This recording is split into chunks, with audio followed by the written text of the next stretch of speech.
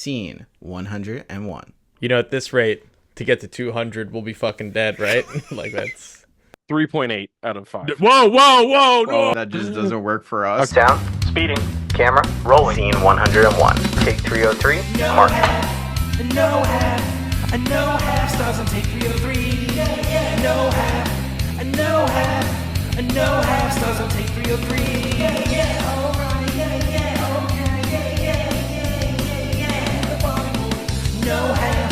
No half, no half stars on take 303. Welcome to Take 303, powered by Fortway Media, the podcast with the guy who knows a lot about film. And his friend. I'm Nick Molinari. I'm J.P. Brooks. We're talking everything film and television. And today we are talking about the Broscars.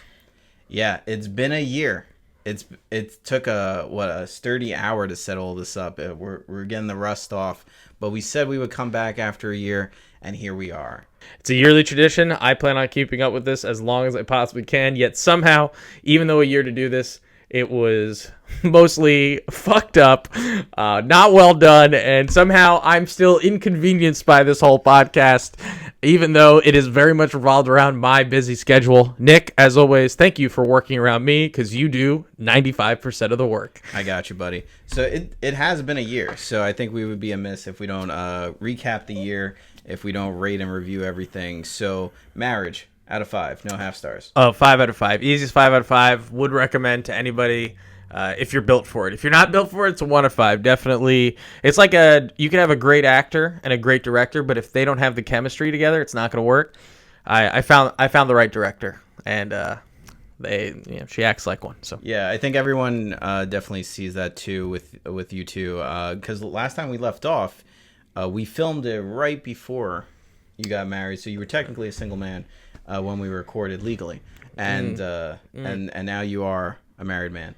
Pro tips? Oof, so many. For the purposes of this podcast, I would say learn to let things go that don't matter, and learn to not let go of the things that do. Just be ready to let things go. That's the easiest way to do it. Don't hold grudges. And how are the movie watches in married life? I mean, I fall asleep. I got married. I've been married a year, but I've aged 20. Like, I'm falling asleep during every movie. I don't have time to watch anything. Everything is, this is boring. I'm out in 30 minutes. You know what? I'll hit you with a unironic hot take right now. How come they don't serve coffee in movie theaters? That would be very Italian. Yeah, but very good. I mean, maybe that's the Italian in me, but I'm just espresso. like, every time that I'm like, locked in, especially when I have to go see Indian movies and I get hit with 3 hours of subtitles, like I still love them, but you know what would hit really good at the beginning of these movies? A cup of coffee to keep me awake. And even for some of these Oscar movies, which we'll get into, why don't we serve coffee at the movie theater? Besides the coffee thing, I got married. What happened for you in a year? Even though I know you personally, tell the people at home, what did you do for the year? Well, this year we focused more on our films. Expose has been killing it on the film festival circuit. We're up to 9 film festivals right now. And last year I became an award-winning filmmaker, which was a really big box on my list. And I also checked off another one, which was the India trip. Very nice. And I haven't spoken too much about it. I posted a couple photos, but I have a lot more work that I want to do with that footage. Building together a documentary, working on my first Hindi language film. So a lot of things in the works right now. And Pete, I've been working with Pete the last couple weeks. He and some of his business partners, they wrote a pilot. So we've been filming that over the winter, especially when it was like negative, like 9 degrees, exterior scenes. Oof. It was a rough one. But yeah, I've been more busy on the film side, I would say. And really just, becoming a world traveler. The weather was amazing. We went at a perfect time. Just the experiences, the people that I met were really incredible. Out of 5? Out of 5, it was a 5 out of 5. So we had a couple 5 out of 5 experience. How was your year? Was it dog shit? Was it a 1? Was it a 2? Let us know in the comments that we won't read. Nick, I'm ready to go on to cinematic news if you are. All right, cinematic news. Cinematic news. Ooh, that felt good. Yeah. There's something there. All right, so we have an AI actress, Tilly Norwood. She came up literally out of nowhere, and this has been a big thing. I know that it has been no truer in our podcast that you have been out of the loop on a lot of these things. So AI, a company, they created an actress that has actually been signing gigs and doing different things. Yeah, She can't sign. How is she signing? exactly. Spaceballs 2 was announced. Wow. A lot of movies were announced, but this is a big one because Mel Brooks is 99 years old, and he slated this for 2027. Yeah, this has been a while. This has been on the list for a while. Is he going to finish it posthumously? Mathematically, I don't know how he's going to get there. Okay. But I'd love to see it. Fans also watched a 5-hour live stream of chairs being revealed for the Doomsday Cast. Now this was. What do you mean? What's the chairs mean? So there were like, you know, the pretentious like director actor chairs, like, you know, the one that I have. Yeah. So there was just a laundry, like a whole lineup of like 26 chairs, and they all had the names of the actors on them, and it was slowly panning across the chairs for 5 hours, and people were just getting like hype when they saw the names. Wow. Cinema, I guess, huh? Yeah. That's wow. That was on YouTube. That was. You know what? I'm not surprised if you ever just spend 20 minutes on TikTok Live or YouTube Live and see what is currently occupying the attentions of the everyday American. I'm not surprised that was big. I see something else written down on our piece of paper here. Something with Dragon Ball. Instantly interested. Yes. What is that? Okay, so this is really funny. Snow White was just a massive bomb Correct. when it came out. I remember that. And it had the literal worst score on IMDb history for worst movie like ever when it initially came out. Now it kind of leveled out. It's closer to the 2 range, but it was at a 1.6, and it was lower than Dragon Ball Evolution, the fine piece of art that came out in 2006. That, to be lower than that is truly an achievement in and of itself. Dragon Ball Evolution, get bodied. You just got destroyed by a worse movie. Because that's like its only claim to fame. Like, that's the problem with being a really bad movie. Like, when you are the worst, that's the only thing you got, and now you lost that. So what do you have? And then last but not least, there's a new rule for the Oscars. The Academy is instituting this. I'm not sure how they're doing this. I just want to say before you read this out, I just disagree with this rule entirely. I think it's very stupid. Inhumane, I would even call it. And I just want to say I don't agree with what's been put in place. I think you'll see that it's very obvious when we get to our predictions and the Broscars. Nick, please read the rule is all voters must watch all the movies. Which is ridiculous, because I know cinema, what's good, what's bad, without watching anything. That is called the Eddie Review. And they've removed the Eddie from the Oscars, because Eddie is known for telling you if something is bad or good without ever experiencing it. And that is a gift and a talent, and I think, well, I'm going to hold true today. I'm going to bring a little bit of that old Academy. Well, you'll probably say, and that's all cinematic news. I've got cinematic news for you. Okay. This may not mean anything to you. Are you familiar with the YouTube channel called Screen Junkies? I am. They're famous for honest trailers. Yes. They also used to have an old segment called Movie Fight. Do you know what the Movie Fight is? I think I've heard of this. I haven't watched it. Well, Movie Fight is very simple. They invite a bunch of panelist people to come on, either movie buffs, comedians, whatever it might be, and they pose different questions. Very much like the What If segment we used to have. So, for example, the recent question was, and that was, wow, what a pull, what if, I forgot that existed. But here's a recent poll, a question they'll ask, and so there'll be 3 people, and here's the question. What do movie theaters need to do in order to improve? What is the biggest issue they need to improve on to get people back in the theaters? And so they'll debate, and then the host will pick who they think gave the best argument. Another question might be is, what current movie franchise do we have that needs to die out? So someone said John Wick, James Bond, so different things like that. And they'll debate, and they have these different random questions.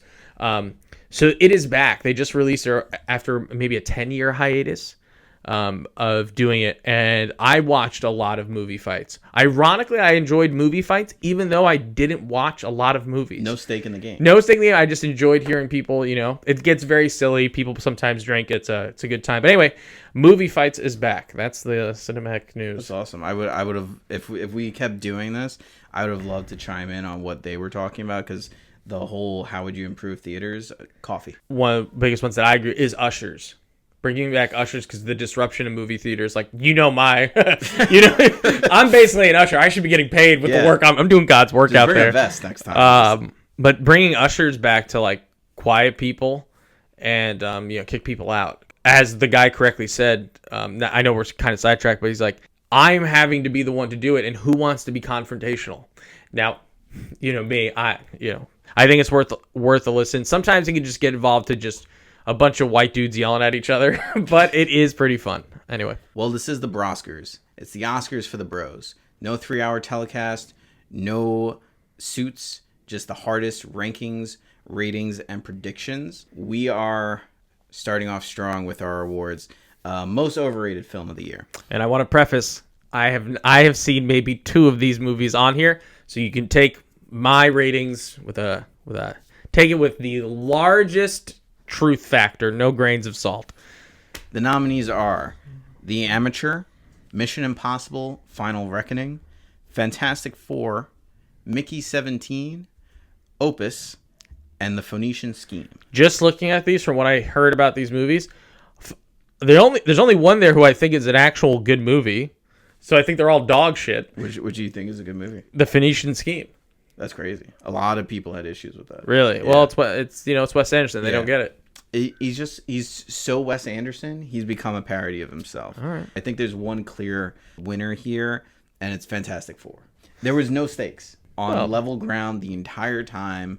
It was just like, okay. Well, there were stakes. Pedro Pascal was on set, and then that he was like touching Galactus and stuff, Most underrated film of the year: Presents, Companion, Black Bag, Caught Stealing, Clown in a Cornfield, Predator, Killer of Killers. Now, Nick, just based on these titles, because obviously I haven't seen any of them, so take my vote. It matters a lot more. Right. Clown in a Cornfield, by definition, just has to be underrated by title alone. Nick, what are your thoughts? I could not agree anymore, JP, because I'll tell you this. I sounded like a clown when I told people I was going to see Clown in a Cornfield. I just got an AMC pass this year. Oh. So I didn't realize I was in the presence of royalty. We're raising the stakes here. And I'll tell you this. I saw a lot more movies than I normally would see. I was really using those 3 movies a week privileges, and now we're up to 4 movies a week. This is not an ad. But when I saw Clown in a Cornfield, I had very low expectations. I was pleasantly surprised. I think you would really enjoy it. Well, it is my pick, and by that, I don't need any further pushing. Most underrated film goes to Clown in a Cornfield. All right, next award is for most mid-movie of the year. When you don't know if it's a 2 or a 3, it's just somewhere in the middle where it's like, it's okay.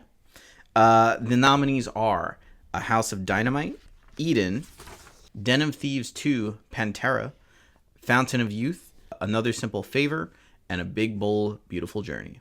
Now, of these movies, I know you've seen none. Correct. But actually, you have seen one. Den of Thieves 2. So you can that was like the first one we watched in January of last year. Well, that's my vote. Wait, no, I'm the Academy. Fountain of Youth. I haven't seen it. Oh yeah. Den of Thieves 2 was pretty mid. Yeah, it was really good when we saw it, and then we were like, oh wait, it's still January. Like, this is just like, it's low expectations. Yeah. So I think for the fact of Brotherhood, it has to go to Den of Thieves 2, Pantera. All right. Best stunt coordination: Havoc, Nobody 2, Retro, A Working Man, Ballerina. Now, from what I've heard, obviously Ballerina, John Wick, A Working Man, another Jason Statham, right? You know what I'm gonna pick? I didn't see it. I'm really upset that I haven't seen it because I glazed I'm a big glazer on the Nobody train. Did you see Nobody 2? I saw it. Was it good? I've seen it 3 times. Is that good? Better than the first? No, that's what I figured. but it's still really fun. Well, very fun. You know, my vote's going to be just on title alone. I haven't seen it, which makes this pick more like the Academy. Any notes? No notes. Best stunt coordination goes to Nobody 2. This guy was hounding me for like at least a year that I hadn't seen Nobody. It's like his favorite movie of all time. The fact that Nobody 2 came out on your birthday weekend, no less. Yeah. And you still had not seen it. It actually came out during my birthday year and century and millennium, which is crazy to think about. That's when you put it in perspective, it was my birthday decade, which is wild. Anyway. To piggy off, best action star, we got Tom Hardy in Havoc, Tom Cruise in Mission Impossible: The Final Reckoning, Surya in Retro, Josh Hartnett in Fight or Flight, Bob Odenkirk in Nobody 2, and Ana de Armas in Ballerina.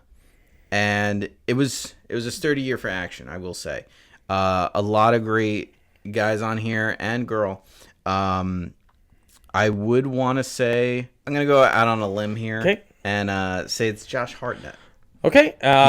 He did a fantastic job in that movie. It's kind of like a Bullet Train Diet. Yeah, having only seen Mission Impossible: The Final Reckoning, I'm gonna go with Mission Impossible. So Nick, what's the final pick though? Gonna have to give it to Josh Hartnett. And so finally, Best Action Star goes to Josh Hartnett, Fight or Flight. Next up is Funniest Movie of the Year. We've got Snow White, One of Them Days, One Battle After Another, Marty Supreme, Happy Gilmore 2, and The Naked Gun. I've seen half of these, so I actually have something input to put for this one.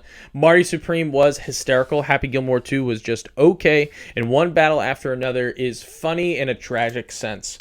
It's funny because of how fucked up it is. Same thing with Marty Supreme. I'm really, really enjoying... my vote is Marty Supreme because... what makes a movie great is when you're the one laughing and no one else is, and I've never felt more comfortable in a movie theater being uncomfortable. Marty Supreme is a comedy, but we did not expect any of those lines to come out of his mouth, where The Naked Gun, you expect it to be funny. Yeah, and not to get too... we'll go to the order after this. Just want to make one comment. The reason I think we're getting so hyped on comedies lately is because obviously comedy is dead, and the reason is everyone is so afraid to offend. Funniest movie of the year goes to Marty Supreme. Best blockbuster. We have a lot of heavy hitters this year. We got Thunderbolts with an asterisk, Nobody 2, Ballerina, Superman, Jurassic World Rebirth, and F1. Since the only movie I've seen that might fit here, really Mission Impossible, not best blockbuster?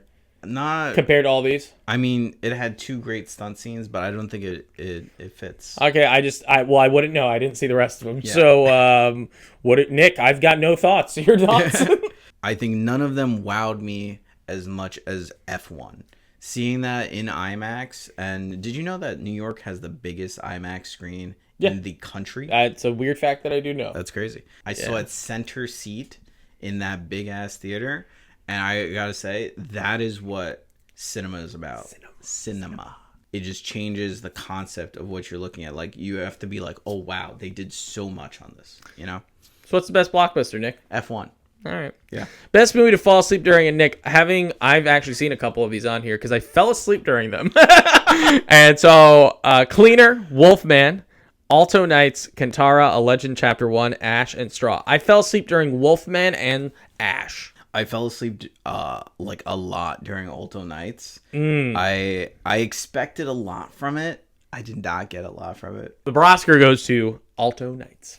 Strongest Back is a fine award that we award every year to a person that just saves the movie. The nominees for Strongest Back in a film is Gerard Butler in Den of Thieves 2, Pantera, David Harbour in Thunderbolts, asterisk, Jack Quaid in Heads of State, Bryan Cranston and Tom Hanks in The Phoenician Scheme, and Jenna Ortega in Why Hurry does Up Thunderbolts Tomorrow. have an asterisk? Because at the end of the movie, they do a thing where, this movie is actually called The New Avengers. So it was always supposed to be like a placeholder. Got it. And it's a tongue-in-cheek joke. Well, just by title of the... Obviously, I haven't seen any of this. I'm just assuming that David Harbour's carried the shit out of Thunderbolts. Oh, hell yeah. In the world of Marvel movies today. I don't believe Bryan Cranston and Tom Hanks should be on this list because it's 2 people. And it's the strongest back. I see what you did there. Because it's more impressive when one person has to do it. I'm going to give this award to Jenna Ortega. Really? Yeah. Because Jenna Ortega, the more and more I watch her performances, she's doing some really good work here. And in Hurry Up Tomorrow, which I don't know if you know what that movie is. No. That's The Weeknd's film. Like the singer. Say no more. From the great acting that came from The Idol, she is playing opposite that, and she is acting circles around this man. Sure. Not that it's hard, you know, but she's acting as if like this is like a real job, and she's like, she put in the work, and I'm like, wow, you really didn't need to go that hard, but you went there. So I think the award, the Broscar for strongest back in a movie, should go to Jenna Ortega for Hurry Up Tomorrow. And the Broscar for most empowering to women nominees are Companion, Ballerina, The Roses, Nanas, The Housemaid, Materialist. Nick, hear what's so fucked up? I've seen the Nanas. That's one of the 14 movies I watched this year is Nanas. Staten Island Restaurant, right? That movie? Yeah. Okay. So here's my thought just looking at all these. Of the 3 that I know, because obviously Ballerina, John Wick Universe, the logical pick empowerment probably goes to ballerina. The total, you're a degenerate, empowering to women is the housemaid. We all know that. Well, hold, because I have seen many a reel and many a TikTok of women going to the housemaid to support it. It really did empower them to a certain extent. So I want to empower their empowerment then. No further questions from me. I did see Nana's. It's a movie. It was recommended. It's a nice little. It's a feel good. Can't go wrong with that. But I do. With that being said, it is my pick. I had circled here the roses for whatever reason. But I was lying to myself. I knew what I was going to pick from the start. The Broscar for Most Empowered Woman goes to the housemaid. Each year that we award this award, legally you are not allowed to. It's not even on my paper. Yeah. Because I'm married. Yeah. So because you're married, you are never able to read out this award. Yeah. I'm that one. This is just at this point, no visual, all audio for me. Talk to me, Dick. What do you got? All right. The nominees for Best Nipples in a Movie are Ana de Armas in Eden, Zoe Kravitz in Caught Stealing, Aubrey Plaza in Honey Don't, 3-time nominee Margaret Qualley for Honey Don't. We have Sydney Sweeney coming out of retirement for The Housemaid. In our TV category, Rachel Sennett in I Love L.A. In our international category, Paula Gaetan in The Dead Girls from Mexico. And last but not least, Glenn Powell in The Running Man. I didn't hear the one after Margaret Qualley. I don't know who that was. I've never heard of her. She's an up-and-coming actress. She did a jeans commercial this year. Uh-huh. The nominees this year are stacked. Who's going to take it home? Okay, well, let's just break this down here. Yeah. All right, Ana de Armas, it's a nice surprise. Nice, yeah. Yeah.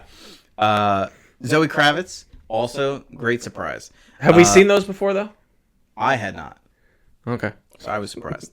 Aubrey Plaza, really doing the work this year. And Margaret Qualley just continuously doing the work. 3-time nominee. Absolutely amazing.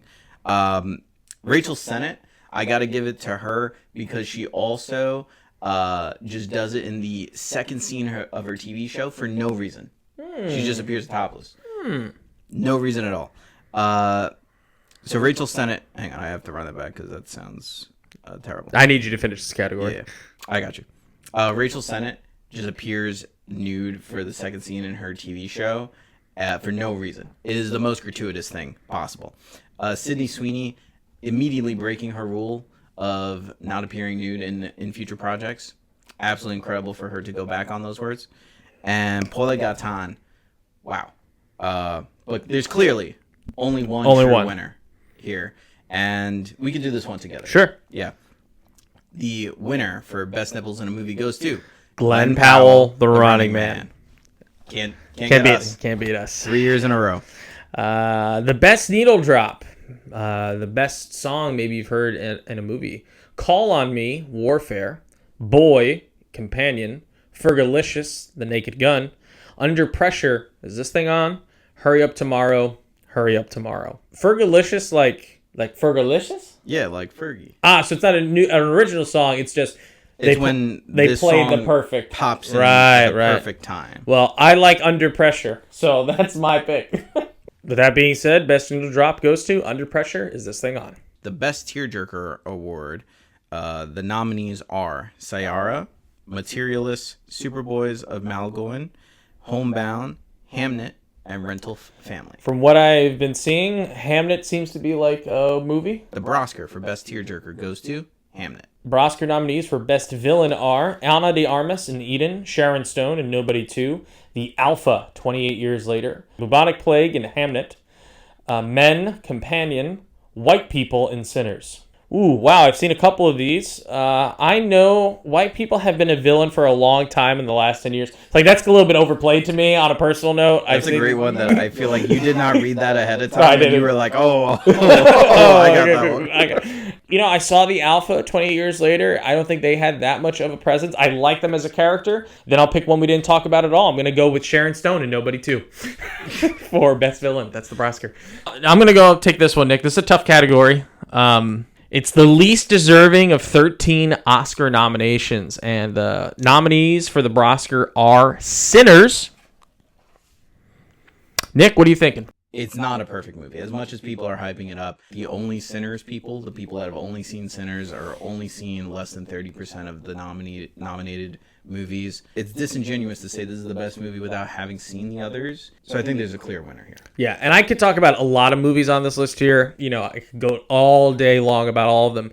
But the only one I really want to talk about is Sinners. So I think that's the choice is obvious. Again, I think it's a tough call with all these, but ultimately the Broscar for the least deserving of a 13 nominations goes to Sinners. There's a new award for us.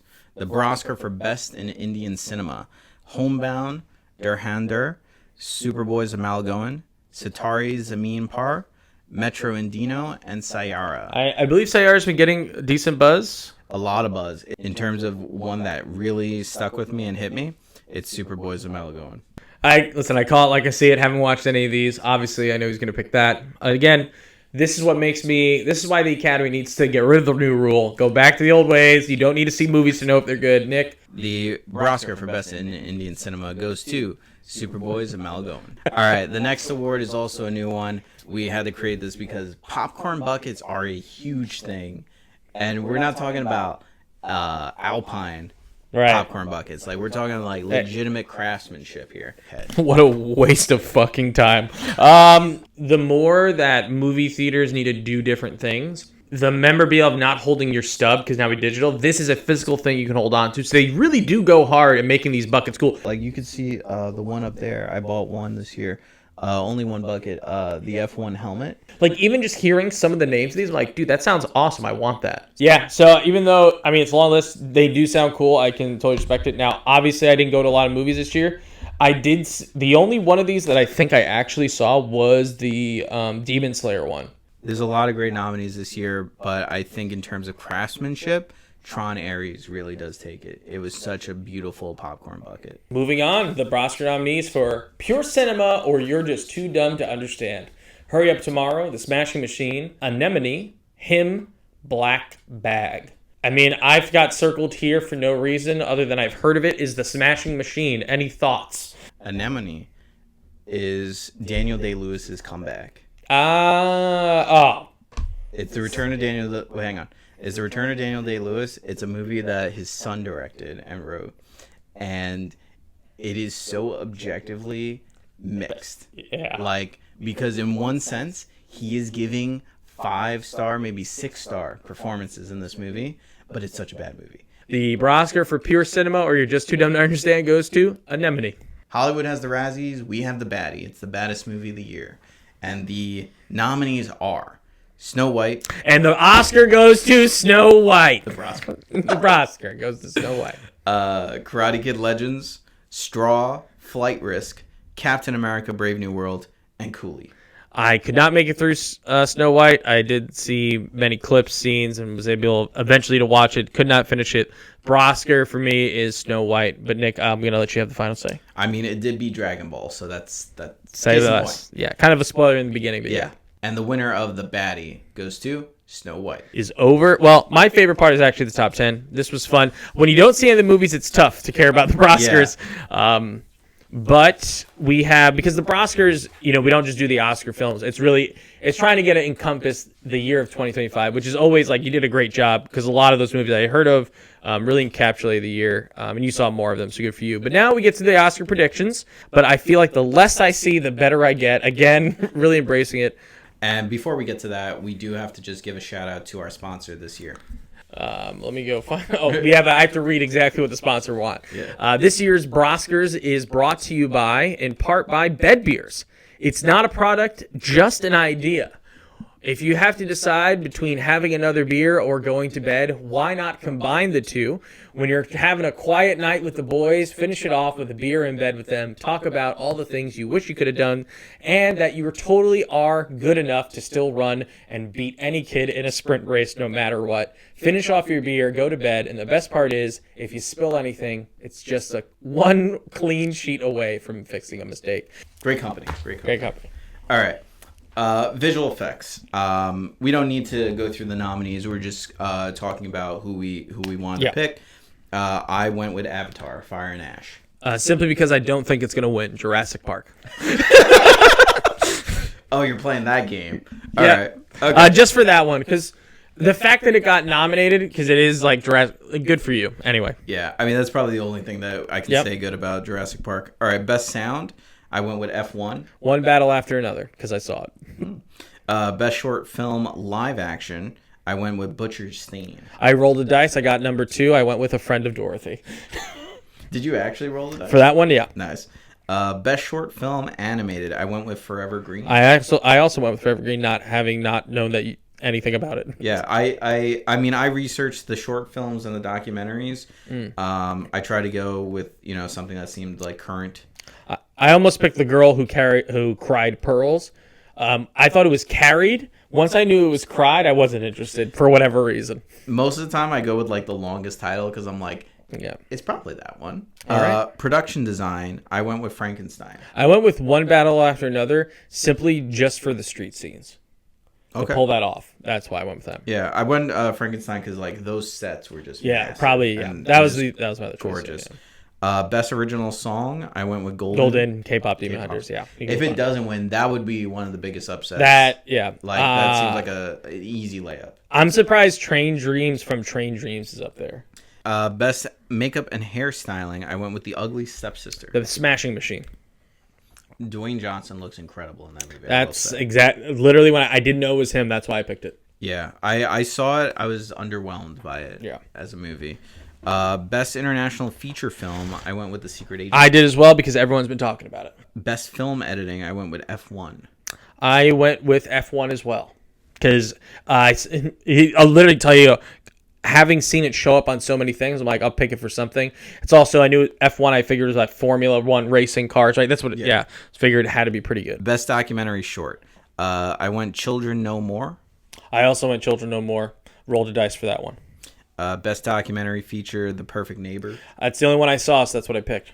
All right. Went against my, you actually saw it. Yeah, I saw The Perfect Neighbor with Krista. Yeah, that's another one of the 14 movies I watched. Best costume design, I went with Sinners. As Did I Die? It was really a toss-up for me between Sinners and Frankenstein for that one. You know what it is? It's something about set pieces where like the costumes, like they can sort of almost go into the background. Like they're so good and it makes so much sense. Sinners, man, they really it all stuck out, especially the vamps. Best cinematography, I went with Sinners. Train Dreams. It was a toss-up between the two. You're gonna change it to Train Dreams. From what I know about you, it's Train Dreams. There is one scene, Nick, I think has changed my perspective on what you can do with a camera. It's a campfire scene. It's a crane shot. Actually, don't watch Train Dreams. Don't watch Train Dreams. Fuck you in the crane shot. You haven't heard that one in a while. All right. Best casting, I went with Sinners. I also did just simply because it's a lot of people. One Battle After Another was also consideration. However, I felt there were a couple of blunders in One Battle After Another. The thing with best casting is it's a new category. Yeah. This is the first year, so we have no idea how they're going to go about that one. Best animated feature, K-pop Demon Hunters. As did I as well. That's no surprise to anyone. I just want to make a note about best casting. I think the female lead in Marty Supreme is the best cast actress across anything so far this year. Best original screenplay, Marty Supreme. That was an easy dub for me. Best supporting actress, I went with Tiana Taylor. That's the only one I saw, so that's what I went with. Technically, I saw Sinners, but I thought she was better. Best actress, I went with Rose Byrne. I went with, because I wanted to pick it at least one time, Hamnet. I went with Jessica. Yeah, I feel like this Buckley. is the one that I'm gonna like kick myself later on. Best adapted screenplay, I went with Hamnet. Went with Frankenstein. The fact that Frankenstein is a story you've heard so many times, has been on the screen so many times. The fact that it's nominated for this yet again. I also think Train Dreams, because I can imagine what that's, now that I know what script and like what it takes to get a script, what they did, there's no way a script can tell you what to do what they did with Train Dreams. By the way, I'm going to be gassing the fuck up out of Train Dreams, as you can already tell. You're changing your best picture already. Best supporting actor, I went with Stellan Skarsgård. Benicio del Toro. Best actor, I went with Timothée Chalamet. I also went with Timothée Chalamet. Best director, I went with One Battle After Another. I also went with One Battle After Another. Paul Thomas Anderson, It's Long Overdue. And Best Picture, the last award of the night, I went with One Battle After Another. I went with Marty Supreme. The way you've been gassing One Battle and Train Dreams and just I will. Marty Supreme. Well, when we get to our top 10, maybe because I've done this in the past where my best picture is not always my number one. Everybody has a vision. Everybody has a dream. Something that needs to be captured on the big screen.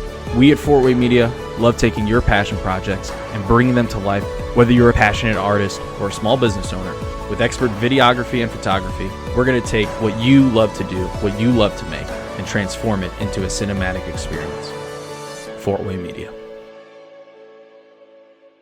What I'm looking forward to, Nick, simply because I only watched 14 movies this year. And so my top 10 was rather easy to do. Up until the last few, where I had 6 dog shit movies to pick from. And I'm like, wow, one of these has to go in my top 10. But I'm excited because at least some of these I can talk a little bit about because I saw them, obviously. Yeah. I think I saw somewhere up in the area of like 120 something movies last year.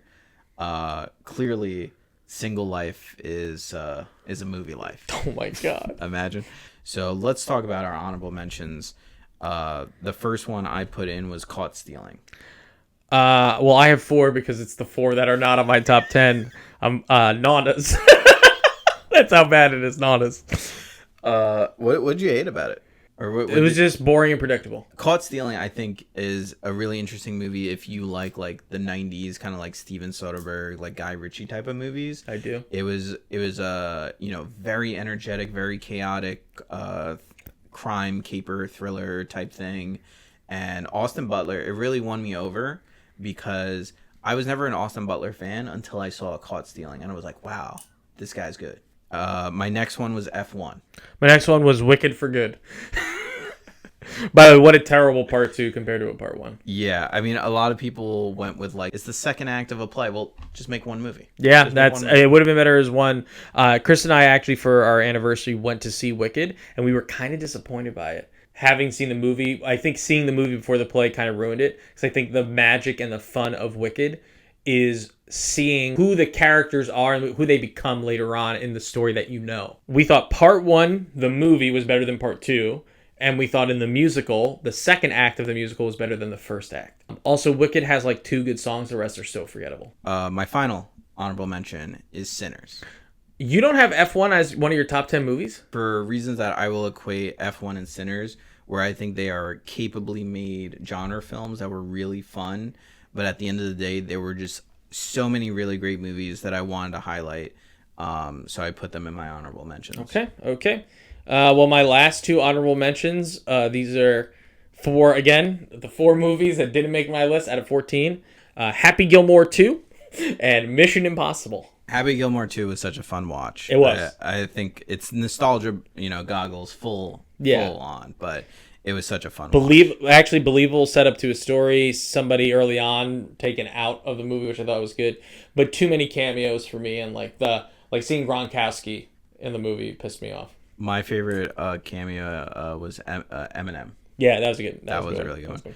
All right, so our top 10 of the year, going from number 10. I'm going to start with Rental Family. Wake Up Dead Man, a Knives Out mystery. A movie that has an insane first hour and a half, and I was a little disappointed. I also predicted who was going to be the killer in that one in the end. So when you predict, it's usually not so good. So I actually think the third movie, Wake Up of Knives Out, are the best individual performances throughout all of it, which I think people enjoyed. But I think the overall plot and structure, not so much. So yeah, number 9. You could take that. Number 9, I have Mickey 17. Did fall asleep just at the end there, but it was good for what I saw. Too much. I think it had a really strong first act, but then it fell flat during the second half. My number 9 was Weapons. Okay, don't know anything about it. It was a horror movie that came out. It was the guy that made Barbarian. Got it. Really good one. Liz had some crazy nightmares after that one. Okay. Number 8, I put Avatar: Fire and Ash. I still haven't seen it. Would like to see that. I put K-pop Demon Hunters. Obviously, I like animated films. Yeah, I don't have a single animated movie on this list. Bad opinion. That's okay. Yeah. I mean, unless you consider Avatar a little bit. Yeah, the whole movie's CGI, basically. Anyway, number 7 is Demon Slayer. So I only saw 2 animated movies this year, and they're already number 7 and 8. So I'm surprised Demon Slayer is higher than K-pop, because you said it was kind of meh, no? It is, but for me, and I think this is the question about a top 10, for me is always, which movie would I watch again in an instant? K-pop is much easier to play on and forget. Demon Demon Slayer has a lot more impact for the franchise that I love. I would watch F1 just. You Any say day, like yeah. let's watch F1. Let's watch it right now. It's Like, yeah. I don't think replayability is everything, but when two are close to each other, I'd probably watch Demon Slayer before the other one because there's a film on here that's near the top for me that I'm probably not going to watch again for a while because I don't need to watch it again because anyway. What's your number 7? my number 7 is Superboys of Malagoan. It was such a beautiful movie to watch, and I cried like a bitch during it. It was really good. Sentimental Value is my number 6. My number 6 is 28 Years Later. Lots of dong in that one too. Lots of dong. Number 5, The Perfect Neighbor. That was my bar for my hat because obviously again only 14 movies, so that for Demon Slayer was the middle ground for me. What I watched over Demon Slayer. Again, I am upset that Perfect Neighbor's up there for the simple fact I didn't have to watch a lot of movies, but anyway, Perfect Neighbor. It's so funny how I think your list is more of a filmmaker's list because it's got like animated movies, like documentaries, and mine is just like all the basic movies. Nick movies, yeah. Yeah. Number 5, Begonia. I don't know what's that movie about. Oh, that's the Yorgos Lanthimos horror film. It's the guy that made Poor Things. Oh, okay.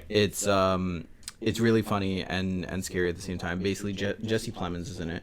Does a beautiful performance. I think one of his best, maybe his best performance yet. I would like to watch that. I think you would like it. It's on Peacock Okay. right now. Number 4 is Hamnet for me. One Battle After Another. Obviously, I picked One Battle After Another for a lot of my Oscar predictions. I think a lot of people are going to pick it because, this is going to sound weird. I know it's a good movie. I don't think I can tell you why it's a good movie. Do you have any thoughts on why, or do you want to save because you haven't mentioned yet? I'm assuming you're having it up or somewhere high. It's on the list. Okay, yeah. All right. So when yours comes up, we'll talk about it then. Number 3, I have Sinners.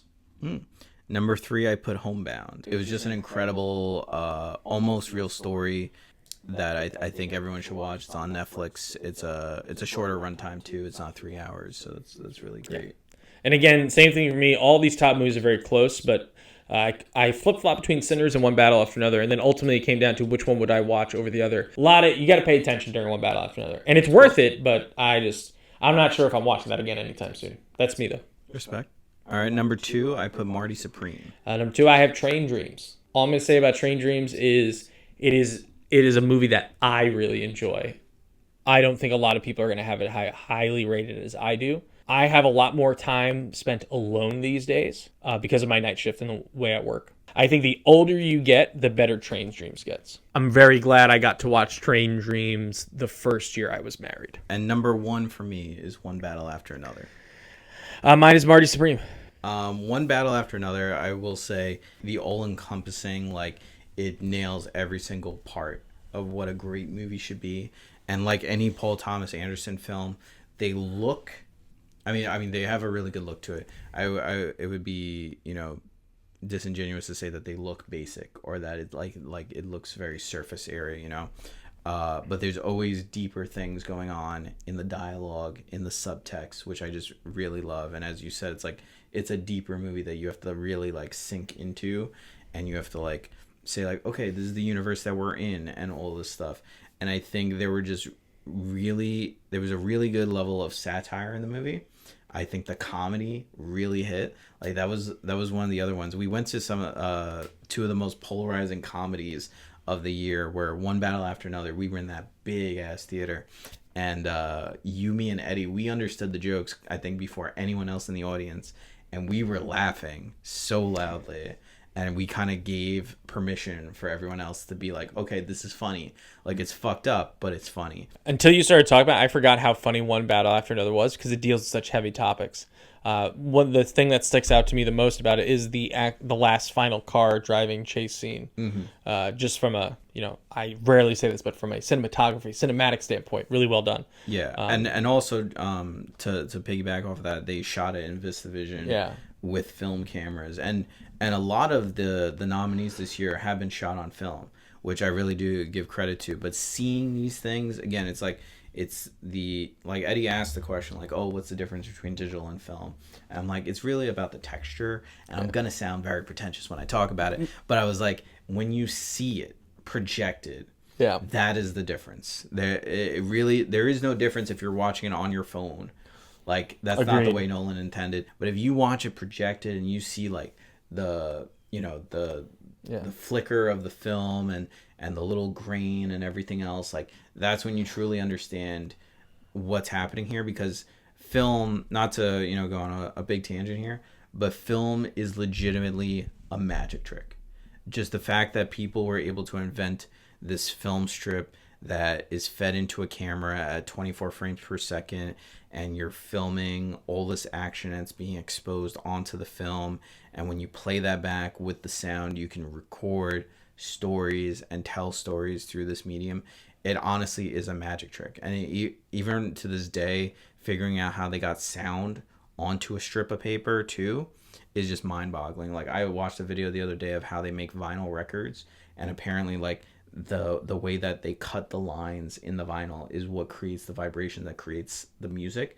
I'm like, how? How? I still don't understand. You told me how it worked, everything, and I don't understand. Yeah. That's how film is to me. So like when you talk about 35 millimeter, when you talk about 70 millimeter, hearing Ryan Coogler talk about all the different film formats that Sinners was put out in, it was a really good year for filmmaking. My number one is Marty Supreme, so I just want to talk about why it is, like, as much as I love Train Dreams, like, on a personal note, this is, like, my top 10, again, is, like, I would watch Marty Supreme probably before Train Dreams, because I think Train Dreams serves a purpose, whereas Marty Supreme, funny, great character story, comeback story, has all the elements of character and story that I love, a little bit more than One Battle After Another. There are great characters in One Battle After Another, but this is a character story and a character movie. I tend to like those more, in some ways, almost a coming-of-age story.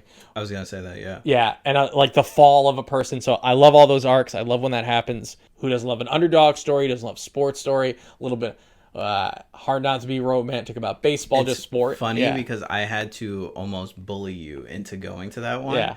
And your mom almost came with us for that one. That would have been fucking hysterical. I think we need to bring your mom to the movie theater for one of these movies. I would love to. Because this would be so fun. Because I would be genuinely curious how she would react to some of these things. But I think Marty Supreme is just, it's so funny because we didn't expect a lot of it. We purposely avoided trailers. So we had a very genuine first time watch of it, and it was just so funny. But I think building off of what you said, I really did enjoy watching him struggle and go after this seemingly impossible dream that when you explain to some people, it's clear that it's satire. Because like no one would be this aggressive about a ping pong tournament. That's the satire of it. And so maybe. I don't know how I feel. But the reason I bring this up is because a lot of people on the internet are complaining about Marty Supreme because they're like, oh, he was a shitty character and we shouldn't be rooting for him. And there's nothing to root for here, and he's like shitty to every single person in his life. So what's the purpose of this movie? That's so funny coming from people on the internet who love to watch people lose, love to watch them fail, because we, looking to tear down anybody for any reason whatsoever. So don't you want to watch this guy lose? Your main character does not have to be likable. They just have to be interesting, and you have to want to know what happens to them. I don't care how you feel about Marty. Don't you want to know what happens to that guy? I think they're fair in saying he's an anti-hero to start and truly becomes a villain. And then somehow there is something about watching someone, despite them being a big piece of shit, getting up on a stage, putting themselves out there, and having the whole world laugh at them, that everybody resonates with. That's what the Oscars almost is. Yeah. It's like a bunch of people that you might hate or like getting on a stage, and you're like, I'm rooting against this guy, but I gotta know. Yeah. I gotta know if they win. This has been another episode of Take 303. Thanks so much for watching. If you want to follow us, we come out with one episode a year. Check us out at Fortway_media and take.303 on Instagram and all the other places that you should follow us. And of course, we'll catch you the next time when we do the Broscars 2027. Bye-bye.